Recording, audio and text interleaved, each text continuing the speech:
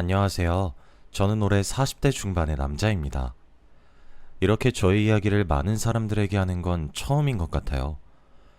그동안은 다른 사람들의 시선이 무섭고 제가 겪었던 상황이 너무 부끄러워서 말을 못했는데 여기에 올라오는 다른 분들의 이야기를 들으면서 자신감을 많이 얻었습니다. 이제는 제가 당했던 일들을 훌훌 털어버리고 살려고 합니다. 저희 이야기를 들으시면 다들 기겁을 하실 거예요. 저도 처음에는 이게 꿈인지 생신지 분간이 되지 않았을 정도였습니다. 저는 아내와의 만남이 조금 독특했어요. 제가 그 당시에 저를 따라다니는 스토커가 있었습니다. 매일 발신번호 제한으로 뜨는 번호로 전화가 오고 문자도 매일 왔죠. 오늘 옷 예쁘네요. 스파게티 먹고 계시네요. 저도 스파게티 너무 좋아해요. 어디선가 저를 지켜보고 있는 건지 제가 어디서 뭘 하든 연락이 왔죠. 처음에는 경찰에도 신고를 해보고 화도 내보고 다 했습니다. 그런데 경찰서에서는 아직 피해가 없어서 그 사람을 잡을 수 없다고 하더라고요. 그리고 화를 내면 낼수록 그 여자는 저에게 더 집착을 했습니다. 얼굴도 모르는 사람한테 스토킹을 당하니까 너무 스트레스를 받더라고요. 제가 어딜 가도 그 사람에게서 연락이 오니까 집 밖으로 나가지도 못하겠고 사람도 잘 못 만나게 되었죠. 매일 집에 박혀 있고 그 사람이 저를 어디서 또 감시하고 있을까봐 두려움에 하루하루를 살았습니다. 정말 지옥 같고 사람이 너무 피폐해지더라고요. 그런데 이런 저를 도와준 사람이 바로 제 아내입니다. 아내는 저와 우연히 길거리에서 만났습니다. 제가 그 사람에게 스토킹을 당하고 집 밖으로 자주 나가지 않았는데 유일하게 나가는 시간이 출퇴근 시간이었어요. 그런데 그때 바쁘게 출근을 하다가 길거리에서 아내와 부딪혔고 아내는 제 옷에 커피를 쏟았죠. 그러다가 저한테 사례를 해준다며 전화번호를 받아갔습니다. 저희는 그렇게 만남이 시작되었습니다. 사례를 한다는 이유로 식사 자리를 가졌고 저희는 대화가 잘 통해서 금방 관계를 진전시킬 수 있었죠. 저랑 굉장히 잘 맞았습니다. 식성도 비슷하고 성격도 비슷하고 가치관마저도 똑같았죠. 아내와 만나면서 저를 여자로 만들면 아내 같은 사람이 되지 않을까 싶을 정도로 저와 아주 닮았습니다. 그러다 보니 연애하는 내내 편했고 이 여자만큼 저와 잘 맞는 사람이 있을까 싶었죠. 아내와 만나면서 변화한 것이 딱 한 가지가 있었어요. 바로 스토킹이 사라졌다는 겁니다. 제가 아내를 만나면서 그 사람에게 아무런 연락도 오지 않았어요. 정말 신기할 따름이죠. 그리고 스토킹 때문에 하루 종일 집에 있고 우울해하는 저를 도와준 것도 아내였어요. 아내가 저를 데리고 이것저것 많이 놀러를 다녀주었고 저에게 위로도 많이 해주고 어떻게든 제가 나아질 수 있게 힘이 되어주었습니다. 제 옆에 많이 있어주고 자기 일처럼 걱정해주는 이 여자를 보고 멋있다고 생각했어요. 그래서 아내를 많이 좋아했습니다. 스토킹이 갑자기 없어진 이유는 여자친구와 함께 있는 저를 지켜보면서 이제 관심을 끄는 줄로만 알고 있었죠. 그렇게 행복한 연애를 했습니다. 정말 오래 만났고 결혼까지 계획에 있었어요. 둘 다 직장도 있고 경제적으로도 안정적이었기 때문에 미룰 이유가 없었죠. 그런데 이맘때쯤 저희에게 축복이 찾아왔습니다. 바로 아내가 임신을 한 것이었어요. 결혼하기 전에 한 임신이라 많이 놀라긴 했지만 그래도 결혼을 생각했던 사람이니까 아이를 낳기로 결정했습니다. 최대한 빨리 결혼식을 올렸고 속전속결로 저희는 부부가 되었죠. 아내는 딸을 낳았고 저희는 새 가족이 되었습니다. 이제 다른 가족들처럼 주말에는 소풍을 가고 놀이공원도 가면서 행복한 가정이 될 줄 알았어요. 집으로 퇴근을 하면 저를 반겨주는 딸과 아내를 볼 줄 알았죠. 그런데 그건 저의 착각이었습니다. 아내는 딸에 대한 애정이 전혀 없었어요. 모성애라고는 단 하나도 찾아볼 수 없었죠. 오히려 남보다 못한 취급을 했고 딸은 항상 서운해했습니다. 딸한테 남의 애처럼 대하니까 저도 많이 당황스러웠고 어찌할 바를 모르겠더라고요. 딸이 우는 날이 많아졌고 아내가 못 주는 사랑을 제가 2배로 딸한테 더 줘야 했습니다. 아내한테 왜 그러냐고 화를 내고 다그쳐봐도 아내는 그저 딸을 사랑하지 않는데 어떡해 라며 오히려 큰 소리를 냈습니다. 어떻게 엄마란 사람이 자기 배 아파 낳은 자식을 사랑하지 않을 수 있나요? 아내 대신에 제가 딸한테 더 사랑을 주어야 하니까 그것도 너무 힘들었습니다. 저 혼자 육아를 하니 체력적으로 정신적으로도 너무 고통스러웠죠. 아내와 같이 딸 이야기도 하면서 가정교육을 같이 하고 싶은데 아내는 그럴 마음이 없으니까 저 혼자 다 감당해야 했습니다. 그렇다고 아내는 가정에 충실한 것도 아니었어요.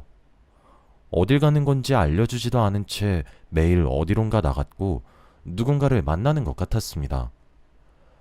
매일 밤 늦게 들어오고 연락도 잘 받지 않으니 답답할 노릇이었죠. 이건 딱 봐도 다른 남자가 생긴 것 같았습니다. 저와 연애를 할 때와 결혼을 하고 나서 저를 바라보는 눈빛이 많이 달라졌거든요. 집에 아내가 잘 없어서 대화를 하지 않은 지도 오래되었고 하다못해 눈을 마주친 것도 언제인지 기억이 나지 않습니다. 저희의 관계가 무너지는 듯한 느낌을 매일매일 받고 있었죠. 그동안 딸은 점점 커갔고 엄마를 그냥 없는 사람 취급하더라고요. 클수록 딸은 엄마를 부르지 않게 되었고 한 지붕 아래에서 같이 살지만 거의 남보다 못한 사이가 되었죠. 어디서부터 어떻게 잘못된 건지 너무 답답했습니다. 가정이 산산조각이 난 느낌이었어요. 아내한테 대체 어디서 뭘 하고 다니냐고 제발 정신 차리라고 타일러봐도 아내는 들은 채도 하지 않았습니다. 아내의 불륜을 옆에서 지켜보는 게 정말 할 게 못 되더라고요. 매일을 고통 속에서 사는 느낌이었습니다. 이미 아내는 돌아올 수 없는 길을 선택한 것 같았고 저는 모든 신뢰가 다 무너졌어요. 제가 많이 참고 기다렸지만 아내는 더하면 더했지 돌아올 생각이 없어 보였죠. 저도 할 만큼 했다는 생각이 들었고 이미 마음 떠난 사람을 붙잡고 싶지 않았습니다. 그래서 이제는 제대로 아내가 대체 뭐라고 누구를 만나는지 알고 싶었죠. 아내가 대체 뭐라고 다니는지 알아보려고 하는데 그때 아내의 휴대폰 요금을 봤어요. 아내가 항상 돈을 이체해서 몰랐는데 전화요금이랑 문자요금이 엄청 많이 나왔더라고요. 그달만 그랬던 것이 아니라 몇 달 전부터 계속 그 가격이었습니다. 대체 누구와 전화를 하고 문자를 하길래 이렇게 요금이 많이 나오나 싶었죠. 항상 아내가 휴대폰을 금이야 오기야 하면서 꼭 쥐고 다녀서 제가 볼 틈이 없었는데 제가 계속 타이밍을 노리며 아내가 휴대폰을 손에서 놓을 때를 기다렸어요. 그러다가 아내가 잘 때 몰래 확인했죠. 대체 누구와 통화를 하고 전화를 하는지 모든 내역을 다 확인했습니다. 그런데 아내 휴대폰에는 의심을 할 만한 문자 내용도 없었고 전화 내역도 더더욱 없었어요. 너무 당황스러웠습니다. 제 생각으로는 아내가 그 사람과 연락한 흔적을 지운 것 같았죠. 나중에 이혼할 생각으로 증거를 모으고 싶었는데 아무것도 얻지 못하니 허탈스러웠습니다. 그렇게 한숨을 쉬면서 아내의 휴대폰을 원래 있던 자리로 돌려놓으려고 하는데 딱 하나 발견했어요. 바로 아내의 휴대폰에 저장된 내 고양이라는 사람을 봤거든요. 아내는 원래 휴대폰에 전화번호를 저장할 때 이름으로 하는데 이렇게 별명이 있을 정도면 의심을 할 수밖에 없었죠. 저는 바로 그 전화번호를 제 휴대폰으로 옮겼어요. 그리고 카톡에 그 사람의 프로필이 떴는데 남자가 맞았습니다.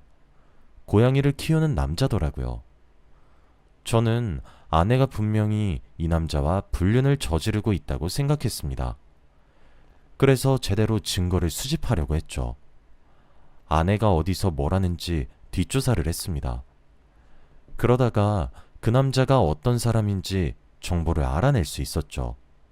그런데 그 남자는 가정이 있는 유부남이었습니다. 아이까지 있었고 아내와 금슬이 좋은 부부로 소문이 난 사람이더라고요. 사람들 앞에서는 가정에 애정이 많은 사람인 척하고 다니면서 뒤에서는 제 아내와 불륜을 저지르고 있는 쓰레기 같은 인간이었습니다. 그 남자의 정체를 알고 나니까 기가 막히고 화가 엄청 나더라고요.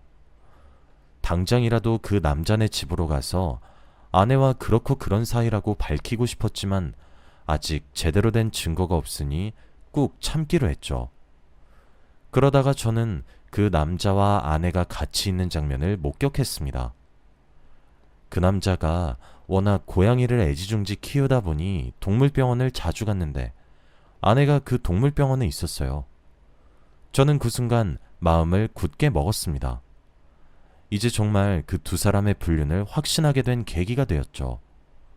정말 참아보려고 했지만 저는 그 남자에게 선전포고를 하기로 결심했습니다.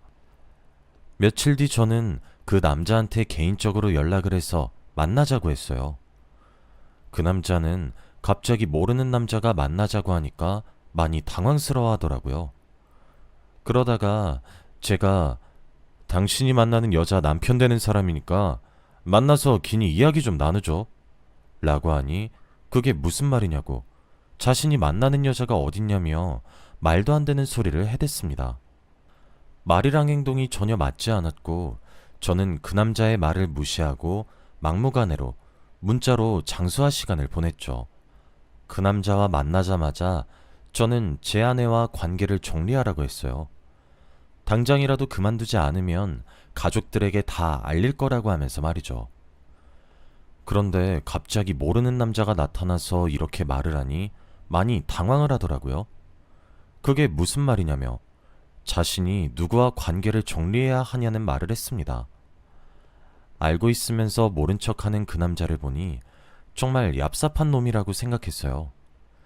저한테 연락을 받았을 때도 너무 당황스러웠고 무슨 오해가 있는 것 같아서 그 오해를 풀려고 그 남자는 이 자리에 나왔다고 했습니다. 서로 계속 다른 말만 하고 있으니까 아무런 대화가 되지 않더라고요. 제가 그 남자한테 내 아내랑 만나고 있는 거 안다고 해도 그 남자는 자신이 가정이 있는데 무슨 다른 여자를 만나냐며 말도 안 되는 소리라고 했죠. 제가 착각하는 거라며 자신은 제 아내랑 아무 사이가 아니라고만 했습니다. 너무 답답하고 환장할 노릇이었죠. 아내 휴대폰에 내 고향이라고 저장된 사람이 바로 당신이고 동물병원도 같이 갈 정도면 그건 불륜 아니냐고 화를 냈지만 그 사람은 끝까지 모르겠다는 표정을 지었습니다. 대체 어떤 사람이 자신을 그런 별명으로 부르냐며 말도 안 된다고 했죠. 그리고 자신은 맹세코 다른 여자를 만나고 있지 않다고 했습니다. 증거가 이미 많은데 이렇게까지 아니라고 하니까 어떻게 해야 할지 모르겠더라고요. 그리고 제가 이렇게 나타나면 그 남자와 아내를 사이에 두고 싸울 줄 알았는데 전혀 그런 분위기가 아니었고 오히려 그 남자와 제가 서로 민망한 상황이 되었죠. 저는 그 남자의 말을 전혀 믿지 않았고 그 남자가 저를 가지고 장난치는 줄 알았습니다. 그래서 어떻게든 소송을 할 거고 사람들한테 다 까발릴 거라고 말을 했죠. 그 말을 하고 자리를 뜨려고 하는데 그 남자가 저한테 의외의 말을 했어요. 혹시 이거 그쪽 아내분 말투인가요? 저한테 자신의 휴대폰을 보여주었는데 저는 순간 깜짝 놀랐어요. 저한테 굉장히 익숙한 말투의 문자였습니다. 그리고 문자를 보낸 사람의 전화번호도 발신번호 제한으로 떴죠. 바로 제가 몇십 년 전에 스토킹을 당했을 때의 그 문자와 아주 비슷했습니다. 솔직히 마음속으로 정말 많이 놀랐고 잊고 있었던 그때의 기억이 떠올라서 괴로웠죠.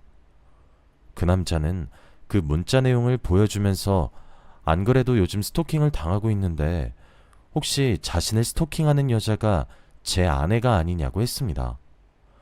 저는 그게 무슨 소리냐며 말도 안 되는 소리라고 화를 냈죠. 어떻게 제 아내를 그런 파렴치한 스토킹을 하는 여자로 만들 수 있냐고 했습니다. 그 남자는 제가 화를 내니 사과를 하긴 했지만 저는 진정이 되지 않았죠.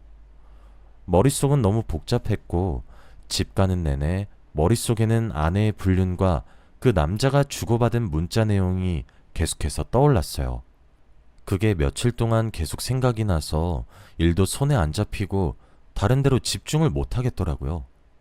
대체 어떻게 된 건지 도저히 감이 잡히지 않았습니다. 제가 이러고 있어도 아내는 계속 어디론가 향했고 집에 잘 들어오지도 않았죠. 한 집에서 살아도 남처럼 지냈습니다. 저는 생각도 정리할 겸 집 대청소를 하기로 했어요.